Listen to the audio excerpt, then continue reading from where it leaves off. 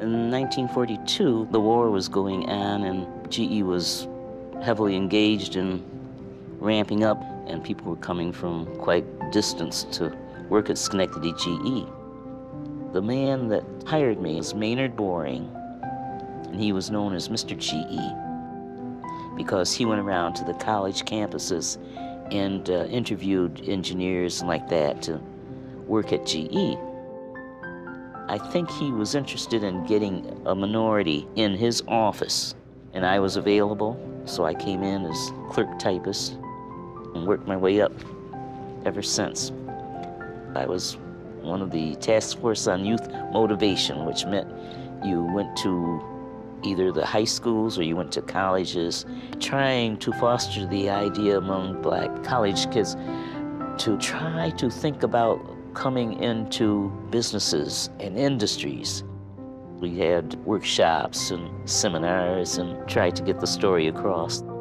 It makes me feel good that I sort of showed the way for other African American people at GE. I grew up on a duck ranch on Long Island, and I was probably a very shy boy. I had trouble reading, and I ended up having to stay back in the 4th grade. And the only reason I actually was able to go from the 3rd grade to the 4th grade was because I was doing so well in math. I attended University of Michigan from 1962 to 1965. I was the only Afro-American in the mechanical engineering department.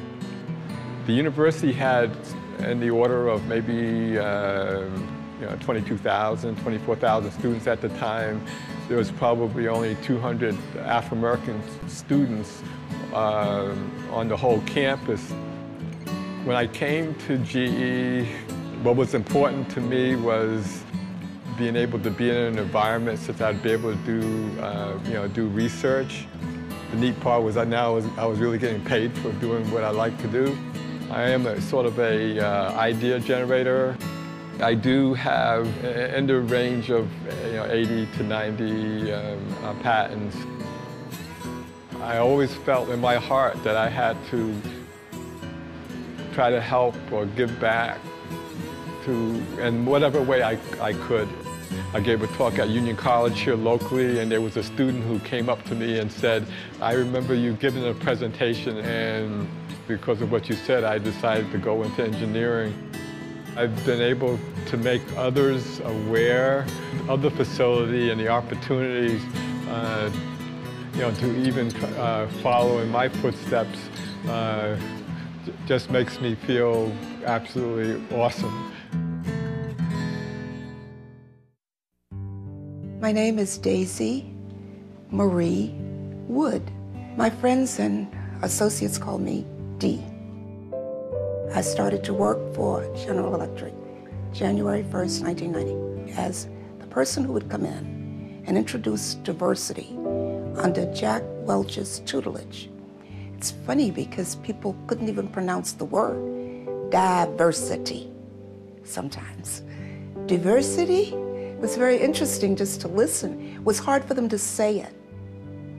Jack was adamant that we would start at the appliance business, headquartered in Louisville, Kentucky.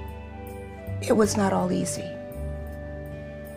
We made progress, but gentleness was the way that I chose to approach it. Some of the white employees ignored me completely, just would not talk to me.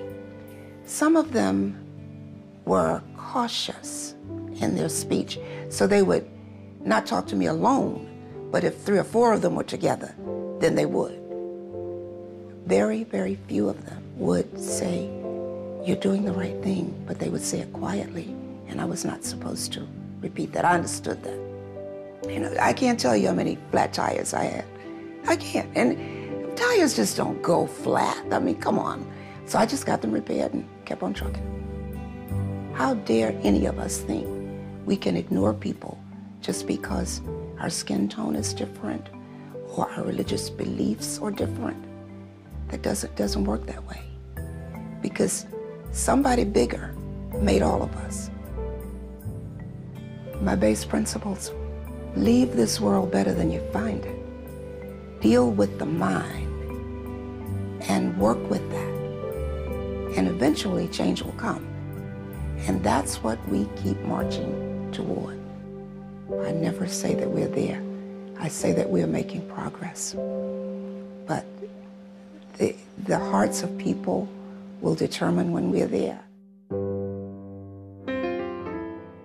Looking for a job as an engineer back in 1948, there weren't a lot of positions that were available.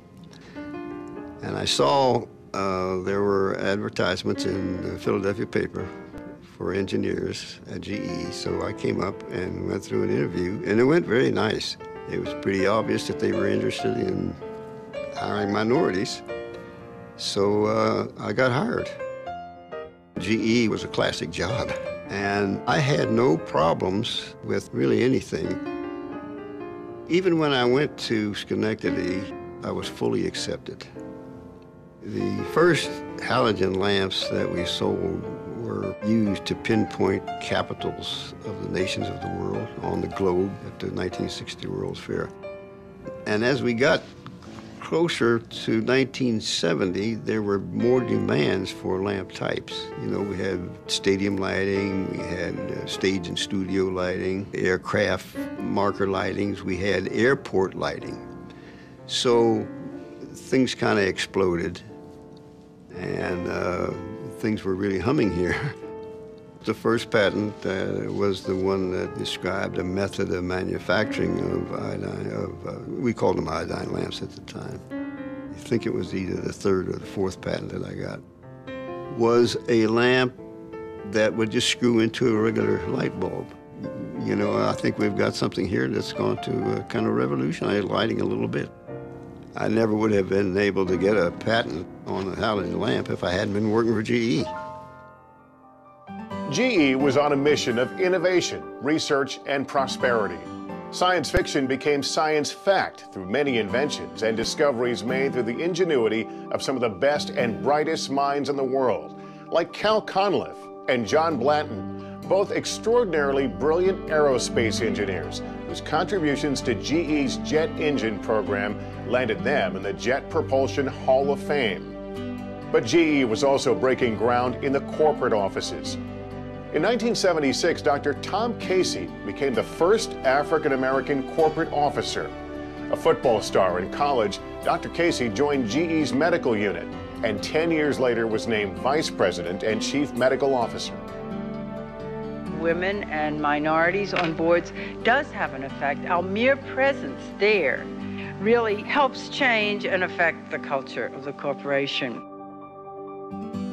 Barbara Scott Preskel was the first African-American woman named to GE's board of directors in 1982. She served for 17 years and was a champion not only for African-Americans but for all employees at General Electric.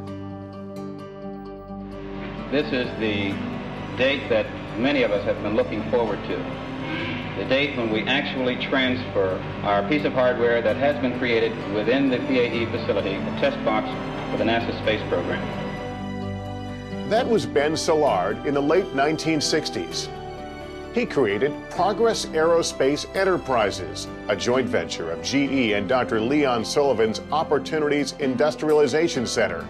Szilard recruited the primarily black managerial staff, many of them from within GE.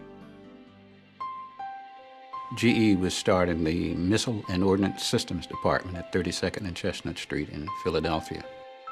I got an application, and I filed the application.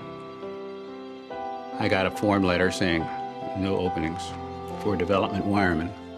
I went and I got a second application, third, fourth application.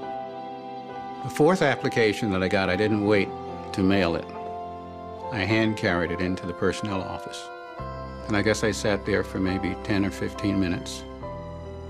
And eventually someone showed up, a gentleman by the name of Fred Myers.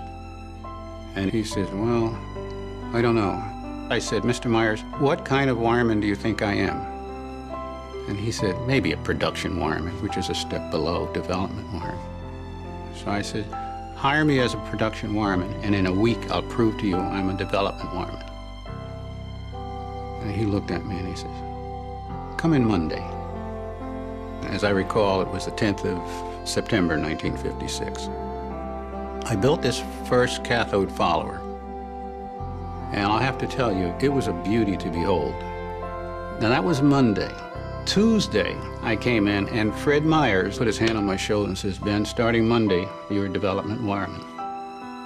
It was new, exciting, technical, and it was something that's going to be around for a while. My manager was going to be promoted, and he was interviewing a number of people to take his job. He worked for the manager of manufacturing, a guy whose name was Bill McNay. So he talked to Bill and said, I don't think any of these guys can do this job as well as Ben. So Bill says, well, give the job to Ben. And I was promoted to the manager of manufacturing proposal programming. And the guys that were working with me now reported to me.